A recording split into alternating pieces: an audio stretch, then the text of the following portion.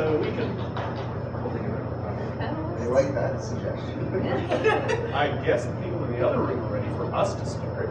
So I usually start the panels by letting the panelists introduce themselves, and I think it'll be very clear when we introduce ourselves why we're on panel and self-publishing. My name is Tallan, and I've been self-publishing a comic called Glacier since 1993 in a variety of formats and a variety of mediums. My name is Sonia, and I write under Carrière, and I have self-published an anthology. I've been self-publishing for a year, and I've had so much fun with it. I'm self-publishing another book which comes out in October, but this is the anthology that I published last year. Okay. I'm Ira Nayman. I have self-published 4 books in print. The most recent one is Lunar from the Moonies. I have self-published with iUniverse, Eloquent Press, and most recently Lunar from the Moonies was published through Create Space for the print version and the Smashwords for the ebook version. But it's also true that all of the material in the books that I've published originated on my website, which I think is also a form of self-publishing that you don't necessarily think of. My website, Les Pages au Faux, actually a couple of weeks ago had its 10th anniversary. So I've been publishing on the web for just over a decade now. I will say, because I think this is awesome, that although Les Pages au Faux is not a blog, there is a fair amount of research on people who write blogs, who create blogs. And a couple of years ago, there was a study done that showed that some obscene amount, something like 96 or 97% of blogs are abandoned within the first 6 months. So the fact that I've been doing this for 10 years is actually quite a substantial achievement. So let's start, now that we know who we are, with the obvious question, why self-publish? Well, I do comics, and as I understand, it's kind of self-publishing. I think is seen differently in comics than it is in books. So certainly when I began in 1993, self-publishing was the thing to do. A lot of other comic creators that you probably know now, Jeff Smith is, I guess, one of the more famous ones, were self-publishing. Does everybody know Jeff Smith? Who did a comic called Bone, which is, he originally self-published under Cartoon Books, I think was his company name, and now he's with Scholastic, so obviously he's done very well. But if you weren't, oh yes. Hello.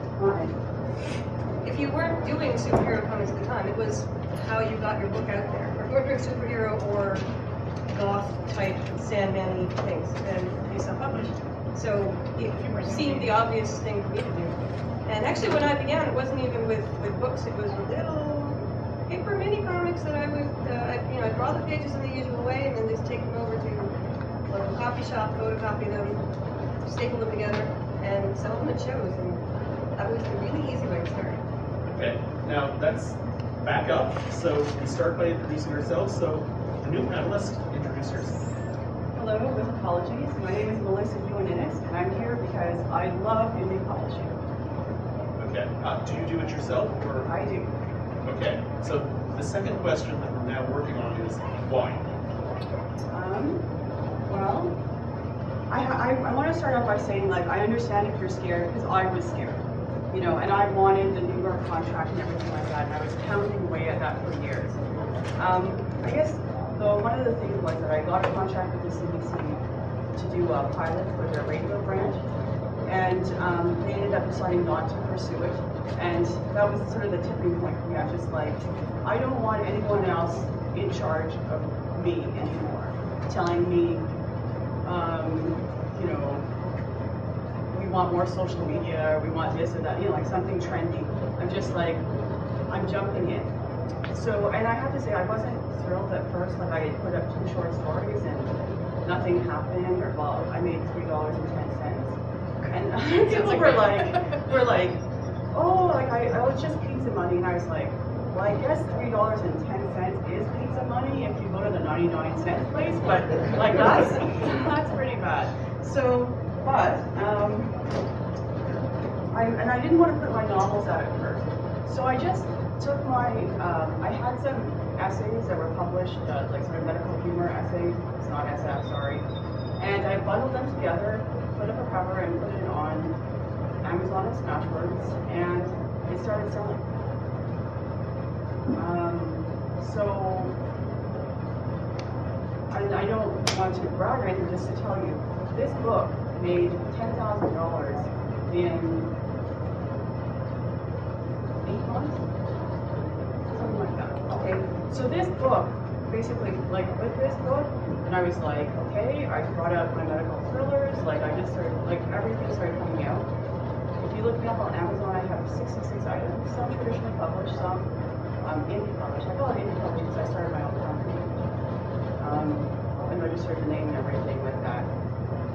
So I'm happy to talk about this, but I just want to tell you, you can make money with indie publishing. You make money as an author and as a publisher. It is like, you know, you have complete creative control. It is the best thing that has happened to my writing career.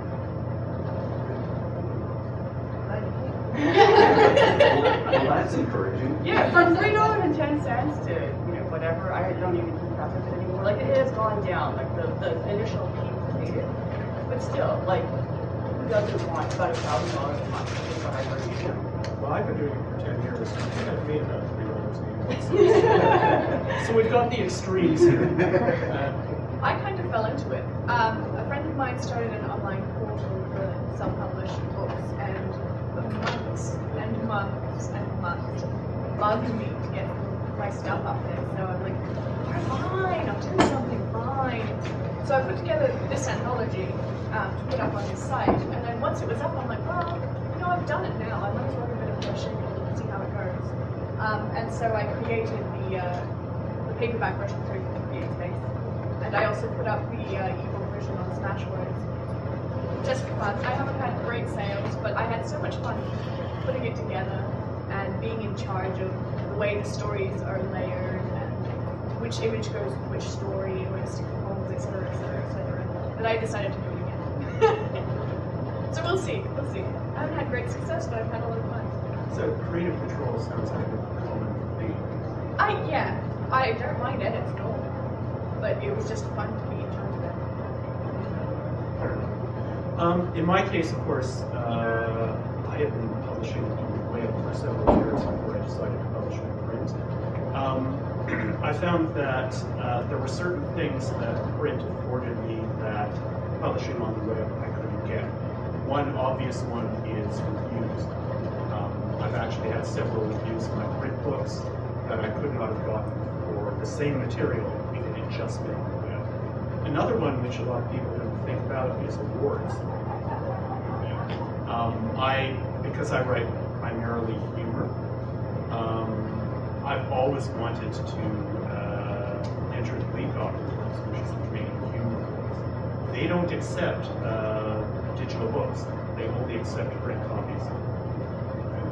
And I think a lot of awards are like that. Although hopefully, with the popularity of ebooks, that will change, but change comes very slowly. I know. I've tried several times to convince the League of people to take electronic versions, and they're very nice about it, but they're like, maybe next time. I thought they didn't accept a lot of award organizations would accept an indie published. Some do, some don't. Right? That's why my next step is I have a novel coming out next year, and it's with a traditional publisher. Because the next step is to do that. There are also a lot of I've been for the past 2 years I've been collecting URLs of online reviewers, book reviewers, particularly book reviewers who will review science fiction, fantasy, and fantastic literature. I've got a database with over 200. There are lots and lots of them out there. Half of them will take indie publishing, half of them won't. Right. So again, if you want to hit all of the review sites, you do have to have a traditionally published book. Right? But for me, it was small steps. Start with online publishing, self-publish a few books books myself and find a publisher. Okay. So it was part of an overall plan. Right now, I should also mention, I'll toss it off to you.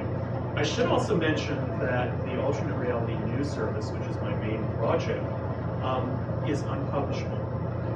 Okay. The first hint you get, it's comic science fiction. If any of you have tried to sell comic science fiction, you know that there is actually a bias in the industry against it. Most publishers do not want to publish comic science fiction.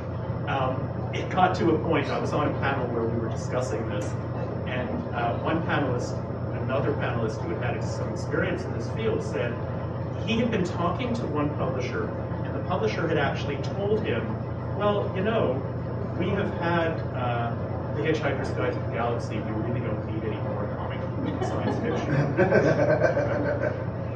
So right away I know that it's going to be difficult to find a traditional publisher.